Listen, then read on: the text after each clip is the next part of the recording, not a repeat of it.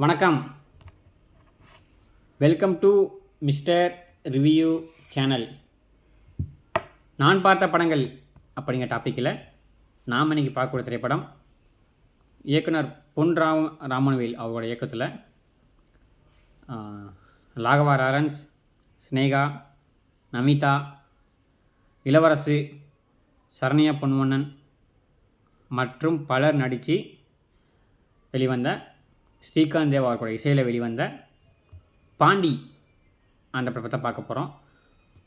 இந்த படம் பார்த்துக்கிட்டோன்னா யார் பார்க்கணுமோ இல்லையோ, வெளிநாட்டில் வாழ்கிற வீட்டை விட்டு தன்னோட குடும்ப சங்கடக்காண்டி, குடும்பத்தோட நிலைமைக்காண்டி, குடும்பத்தோட வலிமைக்காண்டி வீட்டை விட்டு வெளியில் போய் தங்கி வேலை பார்க்குற ஒவ்வொரு ஏழைக்களும் குடும்ப உறுப்பினர்களும் இந்த படத்தை கண்டிப்பாக பார்க்கணும். ஏன்னா அந்த படம் பார்த்துக்கிட்டோன்னா வீட்டில் இருக்கவங்க வெளிநாட்டுக்கு போகும்போது அந்த வீடு பார்த்துக்கிட்டோன்னா எந்த அளவுக்கு பார்த்தா கஷ்டப்படும், அந்த குடும்பத்தில் இருக்கவங்க எந்த அளவுக்கு பார்த்தா கஷ்டப்படுவாங்க, ஃபீல் பண்ணுவாங்க. ஒரு நல்லது கெட்ட கூட பார்த்துக்கிட்டா வர முடியாமல் போகுது அப்படின்ட்டு அவங்க அந்த படுற கஷ்டம் பார்த்தா அந்த படத்தை காட்டியிருப்பாங்க. படம் பார்த்தீங்கன்னா பெரிய கதையெல்லாம் ஒன்றும் இல்லைங்க. ராகவா லாரன்ஸ் பார்த்துக்கிட்டோன்னா ஊரில் பார்த்துக்கிட்டோன்னா ஒரு சுட்டி பையனாக இருக்கா. அப்படி சுட்டி பையனாக பார்த்தீங்கன்னா இருக்கா. அப்படி வேலை வெட்டிக்கு போகாமல் வீட்டில் பார்த்திங்கன்னா அப்பா பேரை எடுத்துக்கிட்டு அப்பா சாப்பாடு வாங்கி போகிற சாப்பிட்டுக்கிட்டு அப்பா கிட்ட பார்த்தா காசு வாங்கி ஊர் சுற்றிக்கிட்டு போகிற வர பொண்ணுலாம் பார்த்து கிண்டல் பண்ணிக்கிட்டு ஊரில் பார்த்துக்கிட்டா ஒரு அடவாடி பையனை சுற்றிட்டு இருக்கா. அப்படி அந்த அடவாடி பையன் பார்த்தீங்கன்னா ஒரு பொண்ணை பார்த்த உடனே பிடிச்சி போய் காதில் அந்த பொண்ணை பார்த்தா கல்யாணம் பண்ணிக்கிறா. அப்படி கல்யாணம் பண்ணதுக்கப்புறம் அந்த பொண்ணை பார்த்தா எப்படி வாழ போகிறேன் அப்படின்னு கேள்வி கேட்டோடனே நான் ஃபாரின் போகிறேன்னு சொல்லிவிட்டு ஃபாரின் போயிடுறா. அப்படி ஃபாரின் போனப்பறம் அவங்க படுற கஷ்டத்தை கஷ்டத்தையும் அவரோட அம்மா பார்த்தா இறந்து போயிடுவாங்க. அந்த அம்மா இறந்து போகிறதுக்கப்புறம் அவங்க அம்மா இறந்த இளவு கூட வராமல் வந்ததுக்கப்புறம் பார்த்துக்கிட்டோன்னா அவர் அந்த கொடுக்குற ரியாக்ஷன் ஆகட்டும், அவங்க அம்மா பார்த்தா ஏன் இறந்தாங்க அப்படின்னு சொல்லி அதை பார்த்தா பழி வாங்குறது தான் கதை. படம் சிம்பிளான கதை தான். ஊரை விட்டு ஊர்லேருந்து வெளிநாட்டில் போய் வேலை பார்க்குற ஒருத்தரோட கஷ்டங்கள் அவள் எந்த அளவுக்கு பார்த்துக்கிட்டோன்னா தன்னோட மனைவி, அம்மா, அப்பா, தங்கச்சி, குழந்தைங்க அவங்க எல்லாத்தையும் விட்டு போட்டு எந்த அளவுக்கு தனக்குள்ளே இருக்க கஷ்டத்தை மறைச்சி வீட்டில் இருக்க சந்தோஷமாக இருக்கணும் பாடுபடுறான் அப்படிங்கிறத இந்த படத்தை தெளிவாக காட்டியிருப்பாங்க. படத்தில் பார்த்துக்கிட்டோன்னா இன்ட்ரோல் வரைக்கும் பார்த்துக்கிட்டோன்னா படம் பார்த்தா முழுக்க காமெடி தான். முழுக்க காமெடி. அதுவும் பார்த்தா ஒரு பிள்ளையார திட்ட போகும்போது வர காமெடிலாம் பார்த்துக்கிட்டோன்னா அற்புதமாக இருக்கும்.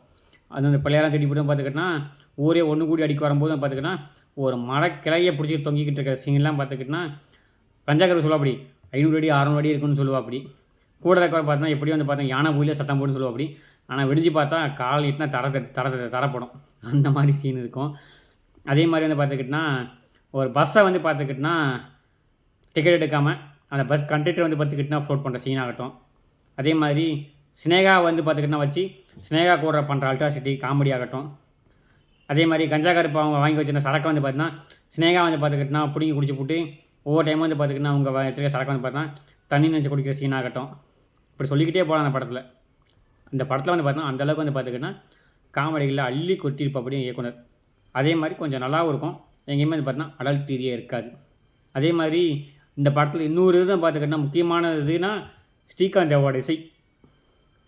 படத்தில் பார்த்துக்கிட்டோன்னா எல்லா பாட்டுமே ஹிட். எனக்கு இந்த படத்தில் எல்லா பாட்டையும் ரொம்ப பிடிக்கும்.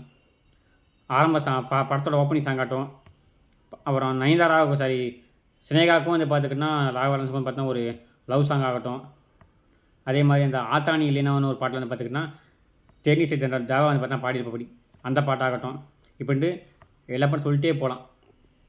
எல்லா பாட்டையுமே பார்த்தோன்னா மெலடி சாங்கும் இருக்குது. குத்து சாங் பார்த்தீங்கன்னா ஸ்ரீகாந்த் தேவா தான் பிரபலமானவர். அவரோட குத்து சாங் பார்த்தா அற்புதமாகவே இருக்கும். ஸ்னேகா பார்த்துக்கிட்டோன்னா இந்த படத்தில் பார்த்துக்கிட்டோன்னா ஒரு அருமையான கேரக்டர் நடிச்சுப்பாங்க. அவரோட மனைவியாக பார்த்துக்கிட்டோன்னா நடிச்சிருந்தாலும் அவர் பார்த்தீங்கன்னா ஃபாரினுக்கு போன பார்த்தீங்கன்னா அவங்க படுற கஷ்டம். ஹஸ்பண்டை விட்டுட்டு ஒரு வருஷம் பார்த்தீங்கன்னா ஹஸ்பண்ட் இல்லாமல் அவங்க சொல்கிறதெல்லாம் பார்த்துக்கிட்டா பண்ணிக்கிட்டு ஹஸ்பண்ட் இல்லாமல் நல்லது கட்ட கூட போக முடியாமல் ஒரு நல்ல செய்தி இல்லை அப்படின்னு பார்த்தா கேட்குற கேள்விங்களாம் பார்த்துக்கிட்டு பதில் சொல்லிக்கிட்டு அவங்க ஒரு மனைவியாக பார்த்தா அற்பமாக அடிச்சிருப்பாங்க. அவங்களோட கேரக்டர் அற்புதம். எல்லாத்துக்கும் மேலே சரண்யா பொன்வண்ணன் ஒரு அம்மா, நம்ம அம்மா எப்படிலாம் இருப்பாங்களோ அதே மாதிரி சரண்யா பொன்வண்ணன் நடிச்சிருப்பாங்க. பையன் பார்த்தீங்கன்னா ஃபாரினுக்கு போனதுக்கப்புறம் பார்த்துக்கிட்டான் தான் படுற கஷ்டம் பார்த்தா தெரிஞ்சிடக்கூடாது, வீட்டில் இந்த கஷ்டங்கள்லாம் இருக்குது, இந்த கஷ்டம்லாம் அவன் தெரியக்கூடாது அப்படின்ட்டு மறைச்சிக்கிட்டு இருக்கிற சீன் ஆகட்டும். அதே மாதிரி தன்னோட தம்பி அண்ணன் பார்த்துக்கிட்டான் ஓடி போயிட்டான், வேறு பொண்ணு ஓய்வு போய்ட்டு அப்படின்னு சொல்லிட்டு தங்கச்சிக்கு வந்து பார்த்துக்கிட்டினா கல்யாணம் பண்ணணுன்ட்டு அவர் சொல்லக்கூடிய நடவடிக்கைலாம் பார்த்தா அற்புதமாக இருக்கும்.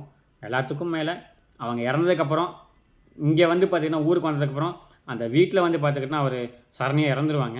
இறந்ததுக்கப்புறம் பார்த்துக்கிட்டினா அவர் அந்த டைமில் ஃபாரின்னு கால் பண்ணும். அப்படி ஃபாரின்னு கால் பண்ணும்போது அந்த ஒட்டுமொத்த குடும்பமே வந்து பார்த்துக்கிட்டினா அது அவருக்கு தெரியாமல் மறைச்சி பண்ணுற சீன்லாம் பார்த்துக்கிட்டினா என்ன இலவடா என்ன வாழ்க்கடா இது அப்படின்னு தோணும். ஏன்னா ஒரு மனுஷன் நல்லதுக்கு போகாட்டி கெட்டதுக்கு வரணும். அதுவும் தன்னோட அம்மாவுக்கு கண்டிப்பாக வரணும். இதை வந்து பார்த்தா குடும்ப கஷ்டத்துக்காண்டி குடும்ப வறுமைக்காண்டி தன்னோட பையனுக்கு சொல்லாமல் மறக்கிற சீன் வந்து பார்த்தா எவ்வளோ கொடுமையானதுன்ட்டு அந்த ஒரு சீனில் காட்டியிருப்பாங்க. அதாவது ஒரு இறப்புங்கிறது வந்து பார்த்துக்கிட்டினா தாங்கிக்க முடியாத ஒன்று. அதுவும் தன்னோட அம்மாவோட இறப்புங்கிறது ரொம்ப ரொம்ப வந்து தாங்கிக்க முடியாத ஒன்று.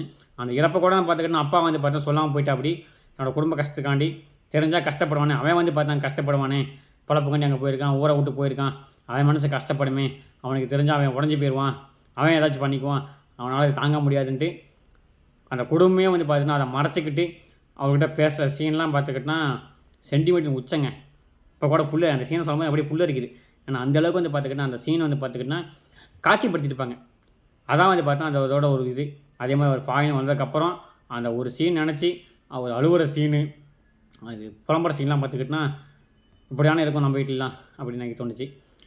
அதே மாதிரி படத்தில் வந்து பார்த்தீங்கன்னா ஃபைட் சீன்ஸும் பார்த்துக்கிட்டினா ஓரளவுக்கு நல்லாவே இருக்கும். ஆனால் தேவைக்கு அதிகமான ஃபைட் சீன் இல்லைனாலும் ஒன்று ஃபைட் சீன் வந்து பார்த்தீங்கன்னா படத்தில் ஒன்றோடு ஒண்டி இணைஞ்சு போனதால் படம் வந்து பார்த்தீங்கன்னா இப்படி தான் கொண்டு போய் ஒரு கமர்ஷியல் கிராமத்து படத்தை இப்படி தான் முடிக்கணுங்க மாதிரி முடிச்சிருப்பாங்க, டெம்ப்ளேட்டாக முடிச்சிருப்பாங்க. படத்தில் எனக்கு அந்த படத்தில் வந்து ரொம்ப ரொம்ப பிடிச்சதுன்னா படம் இன்ட்ரோல் வரைக்கும் வர காமெடி சீன் ரொம்ப பிடிக்கும். படத்தில் வர ஒரு 4 பாட்டு எனக்கு ரொம்ப ரொம்ப பிடிச்ச பாட்டு எல்லா பாட்டுமே. அது நமிதா வந்து பார்த்திங்கன்னா ஒரு சின்னதாக வந்து பார்த்திங்கன்னா ஒரு கேமியோ மாதிரி ஒரு இன்ட்ரோல் வரைக்கும் பார்த்தா வந்துட்டு போயிடுவாங்க. அதுக்கப்புறம் பெருசாக ரோல் இருக்காது. 2 பாட்டுக்காண்டி வந்திருப்பாங்கன்னு வச்சுங்களேன். மற்றபடி அவங்ககிட்ட பெருசாக ஒன்றும் எதிர்பார்க்க முடியாது. ஆனால் காமெடி அள்ளிட்டு வச்சுருப்பாங்க. சென்டிமெண்ட் சீன்லாம் பார்த்துக்கிட்டினா சூப்பராக இருக்குங்க. அவர் ஃபாரின் போயிட்டு அந்த சரண்யா அவங்களோட அம்மாட்டெலாம் பேசும்போது அவர் பண்ணுற சீன்லாம் அவர் படுற கஷ்டத்தை காட்டிக்காமல் குடும்பத்துக்காண்டி வந்து பார்த்துக்கிட்டினா ஒரு உழைக்க சீன்லாம் பார்த்துக்கிட்டினா எத்தனை பேர் நம்ம கஷ்டப்படுறாங்க அப்படிங்கிறத ஒரு சீனில் காட்டிப்பாங்க. எத்தனை பேர் இந்த படத்தை பார்த்தீங்கன்னு தெரியல. பார்க்காதவங்க உங்கள் குடும்பத்துலேருந்து யாராச்சும் ஃபாரினில் போய் வேலை பார்த்தாங்கன்னா அவங்க இப்போல்லாம் கஷ்டப்படுவாங்க அப்படிங்கிறத சொல்லியிருக்க மாட்டாங்க. ஆனால் அவங்களுக்கு தெரியும் இந்த அளவுக்கு நம்ம கஷ்டப்படுறோம் அப்படிங்கிறத.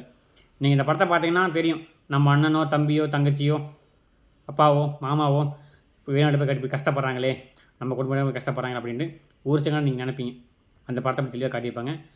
பார்க்காதவங்க கண்டிப்பாக இந்த படத்தை பாருங்கள்.